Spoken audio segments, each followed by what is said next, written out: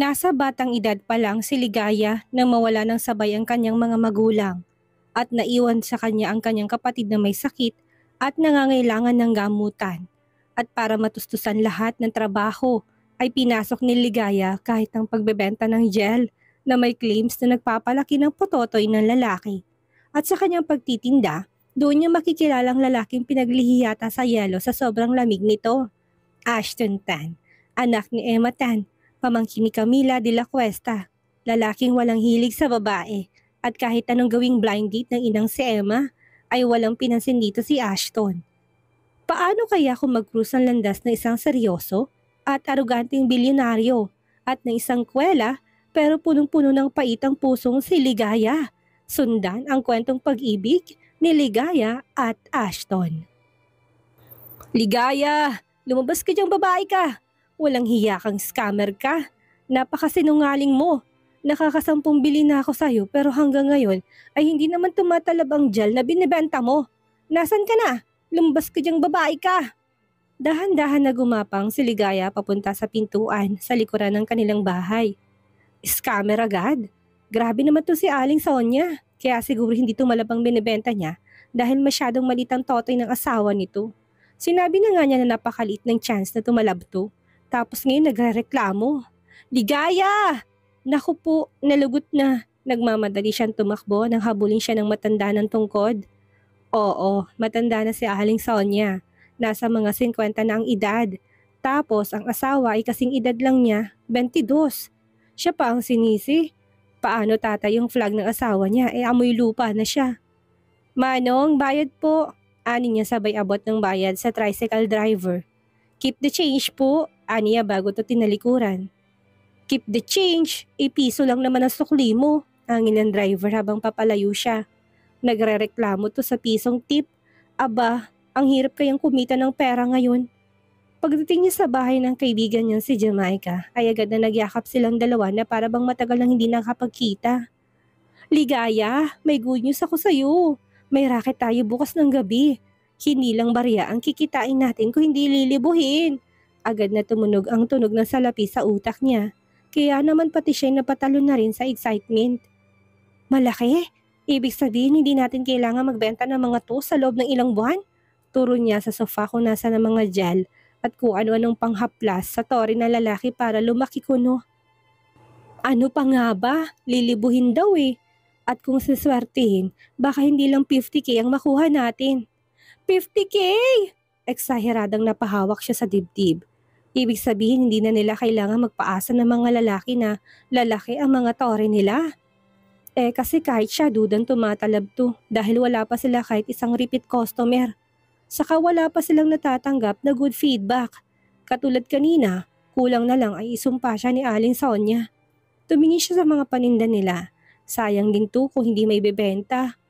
Anong ginagawa mo? Hindi mo ba narinig ang sinabi ko?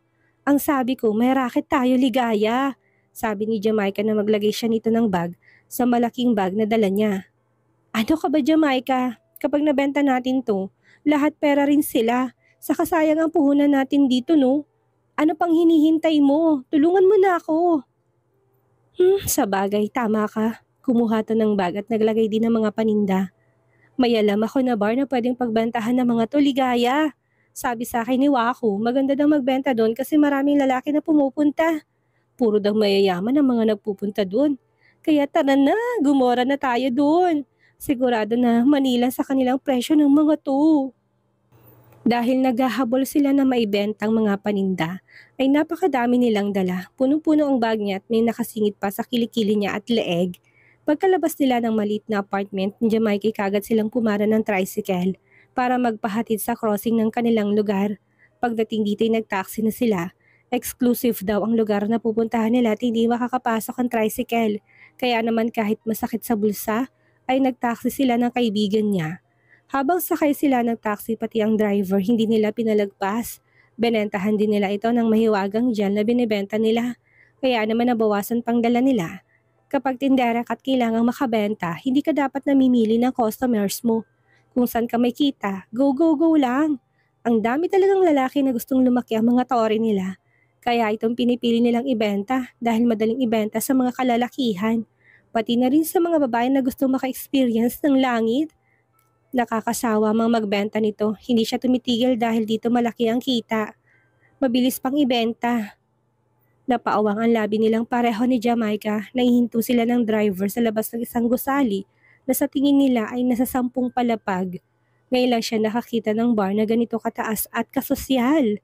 Kaya naman pala hindi sila basta pinapasok sa gate kanina. Mabuti na lang at kakilala ni Wako ang manager sa bar na to. Kaya naman pinapasok sila ng guard pagkatapos tong tawagan. Sigurado ka ba na okay lang na magtinda tayo dito?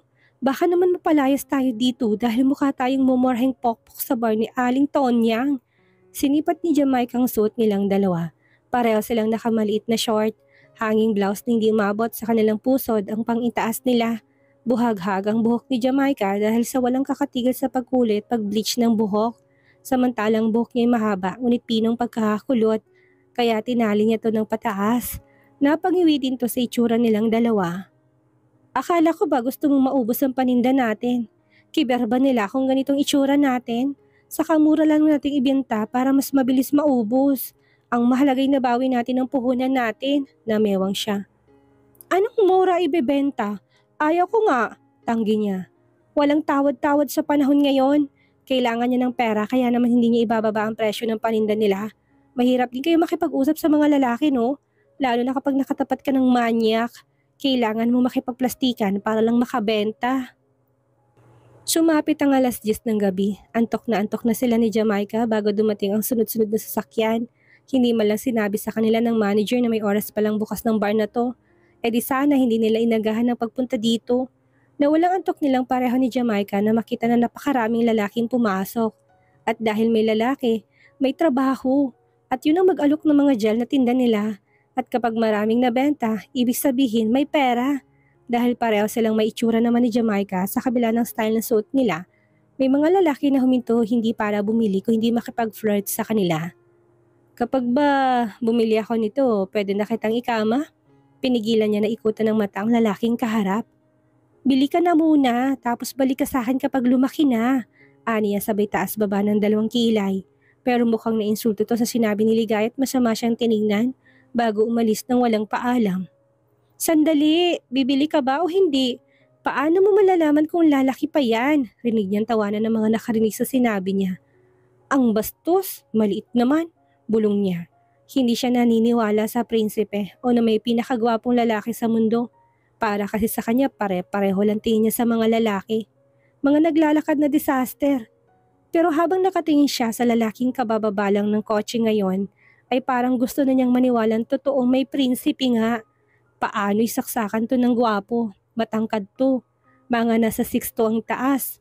Matipuno ang katawan, halatang alaga sa ehersisyo. Moreno ang balat na may pagkasingkitang mata. Para tong artista. Mas gwapo pa nga to sa artista. Kaso lang mukhang masungit. Humarang siya sa daraanan nito nang huminto ito sa kanya tinignan ang pagitan ng mga hita nito. Kabayo, bulong ni Ligaya. Hindi pa nakakapahid ng gel pero malaki na. Hi Pogi, pinakita niya ang gel na hawak. Gusto mo bang lumaki pang uod mo at maging mas mahaba? Uod muna at kapag nagpahid nga nito, magiging dragon yan. Promise. Ano pang hinihintay mo? Bumili ka na ng mga products ko. Aray! Daing niligay na may lalaki na humila sa kanya para alisin siya sa daraanan ng lalaki. Miss, kung mahal mo pang buhay mo, huwag kang haharang sa harapan ni Sir Ashton. Sabi ng lalaki na malaki din ang katawan. Pareho, hindi kasing laki nung una-unang lalaki na dumaan. Pawis ito't parang kinakabahan. Sinundan niya ng tingin ng lalaki. Ganun na lamang ang panlalaki ng kanyang mga mata nang makitang baril na nakasukbit sa likuran nito. Seryoso po? Kabado na tanong niya. Sino to para magdala ng baril sa mataong lugar na kagaya nito? Hindi kaya isa itong politician? Nagyakapan sila ni Jamaica na makarinig sila ng malakas na putok ng baril. Jamaica, uwi na tayo. Ani yan na nanginginig sa takot. Tara na, Ligaya. Nagmamadaling inayos ni Jamaica ang bag na dala. Samantalang siya ay nanigas sa kinatatayuan niya. Paano ay nagkasalubong ang mata nila ng lalaki nakita niya kanina? Putok ng baril? Teka, ito lang naman ang nakita niya na may baril kanina. Hindi kaya, wah! Hinila ni Ligaya si Jamaica sa kamay at hinila paalis sa lugar. Hindi bali ng walang benta basta buhay at humihinga. Hingal na hingal sila ni Jamaica bago nakalabas ng exclusive property na pinanggalingan nila. Ano kaya yung narinig natin? Sa tingin mo may namatay doon? Tanong nito na naglalakad sila papunta sa sakayan ng tricycle. Aba malay ko, pero baka nga, sabay bawi niya ng maalalang mukha na lalaki nakita niya kanina. Hindi yata ito basta masungit lang na tao. Mukhang may sadyablo yata to. Ang sama kong makatingin. Nakakatakot. Ang laking tao pa naman. Hoy Ligaya, naririnig mo ba ako? Ang sabi ko, kung ibebenta ba natin to bukas ulit doon? Nababaliw ka na ba? Bakit pa kung pwede namang sa iba? Saka baka mamaya, hindi lang sa loob magkaroon ng patukan. Paano kung madamay tayo kapag nagkagulo doon? Alam mo naman na hindi ako pwedeng madamay. Ayoko pang mamatay, no? Napatango to. Sa bagay, siya nga pala, huwag mong kalimutan na pumunta dito bukas bago mag alas 7 ng gabi. Kailangan daw handa tayo bago umalis dahil hindi simpleng racket lang ang gagawin natin. Nang makarating sila sa bahay nito, muli nilang sinalansan ang mga paninda nila. Tumikwas ang kilay nito nang makita siyang humiga sa sofa. Hindi ka pa uuwi? Hindi na muna. Mag-aalas 12 na rin kasi. Saka baka abangan lang ako ni Aling Sonia kapag umuwi ako. Magpapadala na lang ako sa kanya bukas ng maraming gel para mamagana yung pototoy ng asawa niya. Napailing si Jamaica sa sinabi niya. Dahil gutom ito ay nagluto to, nang makaamoy siya ng pagkain ay parang asong suminghot-singhot siya. Nagising biglang diwa niya. Umupo siya sa lumang silyang naroon at nangalumbabang tumingin kay Jamaica na nagluluto ng pansit canton. Hindi ka na naman kumain no? Tanong ni Jamaica bago nilapag ng plato sa may pansit canton sa plato niya tinapay. Nang umiling siya ay pumalatak at pinagalitan siya. Ligaya naman, alam ko nagtitipid ka pero paano kapag nagkasakit ka? Anong mapapala mo? Hindi ba wala? Saka lamang niya napansin na nanginginig na pala siya sa gutom habang nagpapalaman siya ng kanton sa tinapay. Nakita mo na? Tinampal nito ng malakas ang kamay niya. Kung gusto mo magkasakit at mamatay, bahala ka. Pero kapag namatay ka, paano ng kuya mo? E di napunta lang sa walang lahat ng effort mo para mapagamot siya? Bumuntong hininga siya. Bigla siyang natauhan sa sinabi nito. Pagkatapos nilang kumain ay naghugas si Ligaya ng pinagkainan nila. Pagkatapos maghugas ay hinagisan siya nito ng isang kumot at unan. Good night na, sabi nito bago pumasok sa kwarto nito para matulog. Naiwan siyang hindi makatulog kakaisip sa kuya niya. 1 taon na itong nakaratay sa higaan dahil sa sakit na cancer. Ang kapatid niyang dahilan kaya nagpapakapagod siya para magtrabaho at maghanap ng pera. Ang hirap kumayod na mag-isa, sa totoo lang. Hindi naman niya pwedeng pabayaan ng kuya niya, lalo na't hindi lang cancer ang sakit nito. May autism din to. Pag-graduate na siya ng high school nang mamatay ang magulang nila ng sabay. Kaya naman naiwan sa pangangalaga ni Ligaya ang kapatid niya. Ilang beses na siyang nahirapan at ilang beses na rin niyang gustong sumuko, pero hindi niya ginawa dahil mahal na mahal niya to. Magrereklamo lang siya, mapapagod, pero hindi susuko. Hindi naman sila ganito kahirap noon, hindi pa nadadiagnose na may cancer ang kuya niya. Sapat na mga racket niya para mabuhay sila, pero hindi na ngayon. Sa gamot pa lang nito, kapos na sila sa panggastos. Nasa first stage pa lang ng gamutan ng kuya niya, pero para na siyang mamamatay sa pagtatrabaho. Nabenta na rin niya ang bahay nila, pero hindi pa rin sapat para pantustos sa gastos sa ospital. Halos hindi na siya kumakain.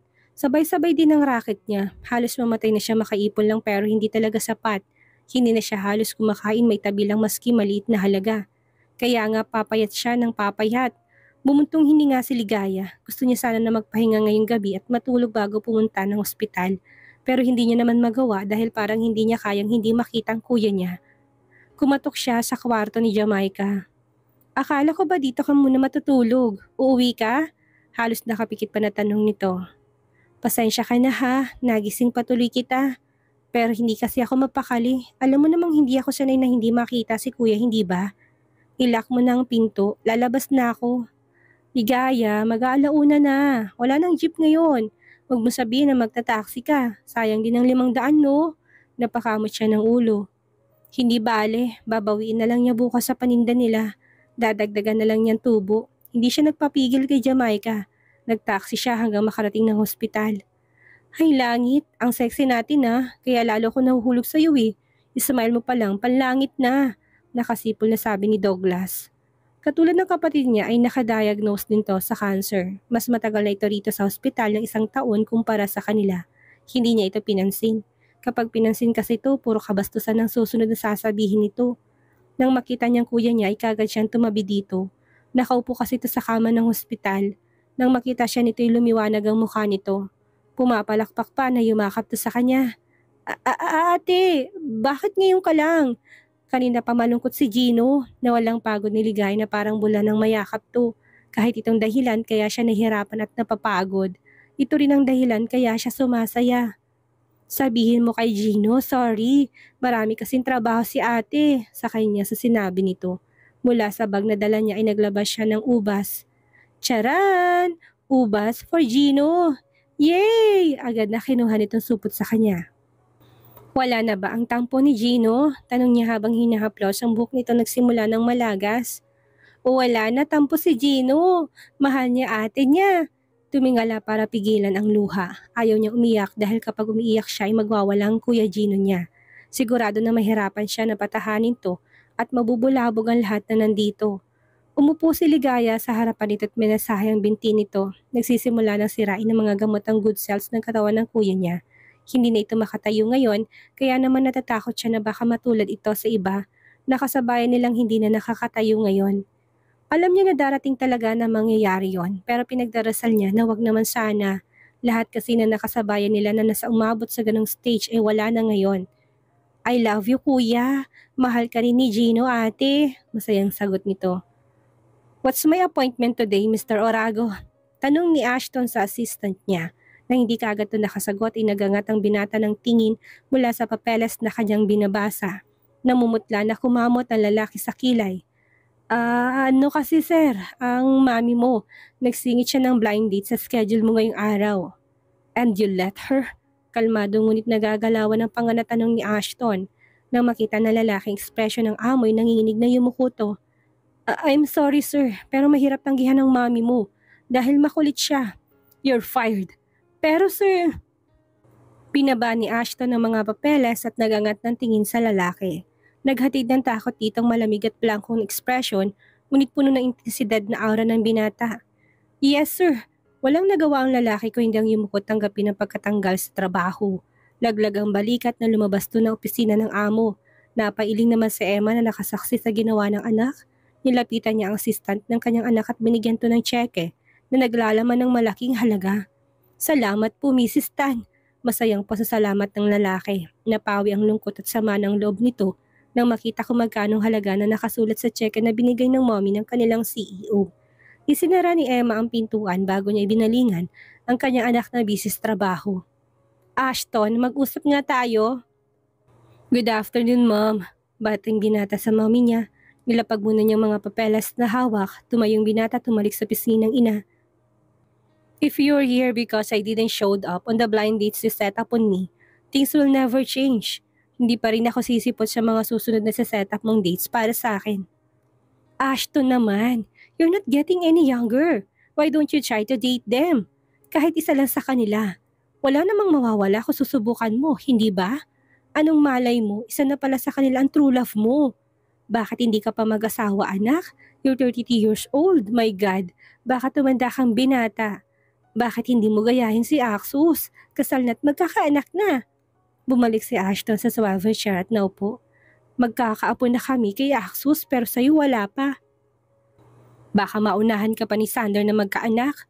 Patuloy na pagbubunga nga nito. Mami, hindi malabong mauna si Sander dahil kahit pose na kapalda, pinapatulan niya. Tuloy ni Ashton sa pinsan na babaero. Anak ito ng tita Camila niya, sunod kay Axus. Hinilot ng binatang bridge ng ilong patuloy na nagbunga nga ang mami niya. Nakapamewang pa ito habang patuloy sa pagtalak. May hinahon na tahimik ang mami niya. Hindi to katulad ng tita Camila niya na taklesa. Pero ang kanilang topic ay tungkol sa pag-aasawa at babae. Walang preno to sa pagsasalita. Ayun na nga anak, bakit hindi ka nang bababae? Mga babae na lumalapit sa iyo anak, why don't you try to date them? Paano mo malalaman kung isa sa kanila ang true love mo kung hindi mo susubukan? Mom, true love doesn't exist for everyone. Hindi lahat ay katulad niyo ni Dad na natagpuan ng true love na sinasabi mo. Saka bakit hindi si Angel ang kulitin mo instead na ako? Kambal sila't katulad ni Ashton, wala pa tong nobyo. Bakit hindi tong kulitin ng mommy niya? Bakit siya nalang palagi? Huwag mong isali si Angel sa usapan nito, Ashton. Tumingin si Emma na seryoso sa anak. Anak, don't tell me na lalaki din ang hanap mo. Eksaheradang napahawak to sa dibdib. Oh my God, anak! Bakla ka ba? Mommy, halos maglabasan ng litid sa leg ni Ashton dahil sa pagsigaw. How could you think about that? You know how busy I was? Anong busy? May panahon ka nga para bugbugin ang mga maniligaw ni Angel. Pero panahon para makapag-date, wala ka. Tinaas ni Emma ang kamay nang makitang madilim na ekspresyon ng anak. Okay, I'm sorry. Yun na lang kasi ang dahilan na naisip ko kaya ayaw mo makipag-date sa mga babaeng siniset up ko sa'yo. How long are you gonna stay single? Hanggang 40? 50? Tuluyan na sumakit ang ulo ni Ashton sa pangungulit ng mami niya. Aminado siya na binugbog niya manliligaw ni Angel, but that was because she found out that man has a family. Mukhang ang mami niya ay wala siyang balak tigilan. Kaya naman bumuga ng hangin ng binata. Pero hindi naman niya gusto magdala na lang ng babae sa bahay nila para lang tigilan siya nito. Hindi naman siya katulad ng pinsan niyang si Sander. Speaking of the devil, rinig ang malakas na boses mula sa labas. Oh, hi Tita Emma. Lalo kang gumaganda ah. Bumeso to sa mami niya. Nandito ka ba para bigyan ng chick si Ashton? Na, don't bother tita. Si Angel na lang hanapan mo ng asawa dahil mukhang walang balak mag-asawa si Ashton. Puro pera at baril lang naman ang nasa isip ng gagong yan. O sige, subukan mo, tamaan ako niyan. Hindi ko ibabalik ang baby Armalite mo. Banta ni Sander na akmang babatuhin to ni Ashton ng ashtray. Kaya laging mainit ang ulo mo eh. Wala ka kasing bed life. Ah, buwisit. Daing ito ng tuloy ng tamaan ng ashtray. Sander, bigyan mo nga tong pinsa mo ng chicks na pasok sa standard niya. Lahat na yata ng klase ng babaeng sinubukan kong ereto sa kanya. But it all go to waste. Mukhang walang balak mag-asawang pinsan mo. Napailing si Ashton. Oh great, mukhang nakahanap ng kakampi ang mami niya. Don't worry Tita Emma, akong bahala. Nakangising saad ni Sander. O siya, aalis na ako. Ashton, Sander. Huwag mong kalimutan ang pinangako mo sa akin, Sander ha. At ikaw naman, Ashton, maging mabait ka naman.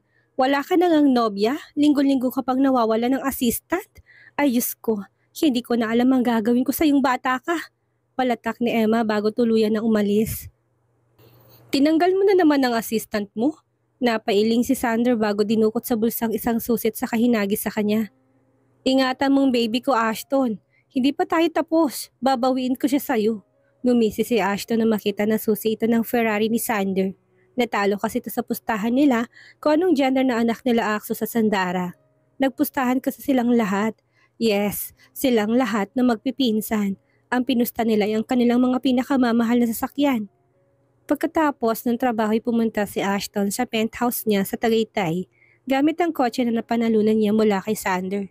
Pagdating niya dito ay sinalubong siya ng mag-asawang katiwala na nagbabantay dito. Sige sir, aalis na kami. Paalam na mag-asawa sa binata. 10:00 hanggang 5:00 lang ang pasok ng mag-asawa dito. Pero dahil darating si Ashton, ay ginabi sila ng uwi para salubungin ng amo. Tumingin si Ashton sa wall clock sa kanyang kwarto. It's 12 in the evening, but his stomach refused to eat even he's hungry. Marahil dahil sa pagod sa biyahe. Bakit kaya tila mailap sa mga babae si Ashton? Meron na ba itong hinihintay na babae? At ano ang mangyayari sa buhay ni Ligaya? Ngayong tila pasan niya ang mundo dahil sa kapatid niya may sakit. Yan ang ating aalamin sa susunod nating kabanata.